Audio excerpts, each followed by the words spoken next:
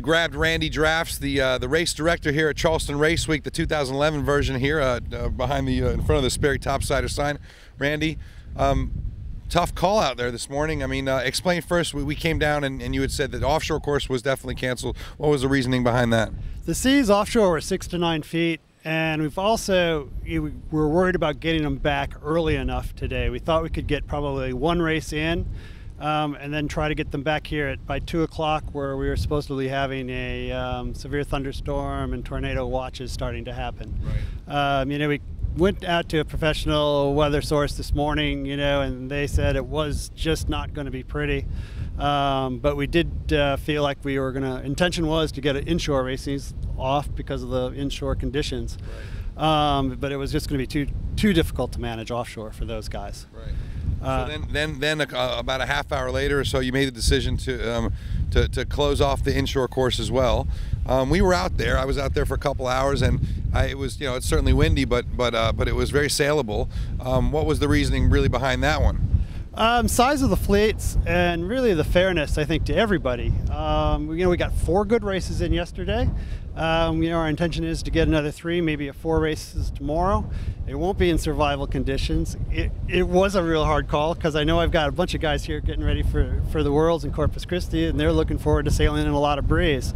You know, but would it be fair to you know, the entire fleet? It wouldn't have been. You know, I mean, I think you guys, some boats went out earlier today, and it was, yeah, manageable.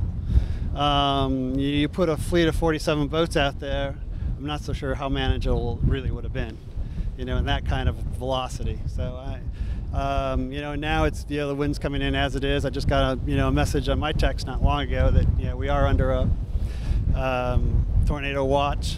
Oh, I mean, we're sitting on 25 easy, and we're not even out the end of the dock right now. So exactly. Yeah. You know, well, look, you know, you make your decision. I mean, we all, in the benefit of hindsight, it would have been nice to have one race at least inshore. Yeah. There would have been time, but you got to make the call, and you got to let people go and plan their days. So exactly. Yeah. You can't. So real quick, forecast for tomorrow? We should have some good velocity in the morning, so we're going to try to bang off as many races as we can. Did you move up the start times? We moved up the start times to 10:30 inshore. Original start times offshore for 10 o'clock. Okay. So, but yeah, it should be a much better day tomorrow. And then we have a sea breeze kick in around noon as well? You know, I think it's going to be probably more gradient wind, and then, you know, we have a 2 o'clock limit as far as starts. Right. So I think we'll be sailing on gradient more. Any talk of amending that limit? No, too many boats are traveling and have plans. So that's the hardest thing about this event. You know, everybody kind of gets their schedules around the event, so it's really hard to deviate from it. So. Well, so far, I mean, yesterday, spectacular conditions. Obviously, today we had a blast. We know the guys who went out with us did, and all the people watching back home. So we enjoyed it. What's the wind direction tomorrow? You know, I think it's going to be more northerly tomorrow. You know, there's supposed to be, this front will move through, and we'll have a bit of a cold front on the back side of this. So we're looking at probably northeast. All right, so that should shake things up a little bit. Yeah, exactly. Right, great, Randy. Thank you so much. All right, have a good day tomorrow. All right. Perfect.